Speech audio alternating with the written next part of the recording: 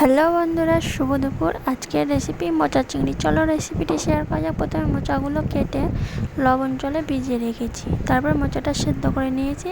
চিংড়ি মাছটা ভেজে তুলে নেব। একটা মশলা রেডি করে নিচ্ছি: জিরে, আদা, রসুন, পেঁয়াজ, শুকনো লঙ্কা, গোলমরিচ। এরপরে কড়াই তেল গরম করতে বসিয়ে দিয়েছি, তারপরে আগে থেকে কেটে রাখা পেঁয়াজ কুচিটা দিয়ে নাড়িয়ে নিচ্ছি। এরপরে ওপর থেকে লবণ আর হলুদ পরিমাণ মতো দিয়ে দিচ্ছি। তারপরে আগে থেকে বেটে রাখা মশলাটা দিয়ে ভালো করে মশলাটা কষিয়ে নেব। মশলাটা ভালো করে কষানোর পরে জল দিয়ে দিচ্ছি। তারপরে মোচাটা যখন তেল ছেড়ে আসবে, মোচাটা দিয়ে দেবো ওপর থেকে।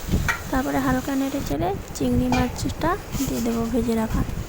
তারপরে ভালো করে কষিয়ে ওপর থেকে গরম মশলা ছড়িয়ে দিয়ে নামিয়ে রেডি হয়ে যাবে মোচার চিংড়ি। ধন্যবাদ বন্ধুরা।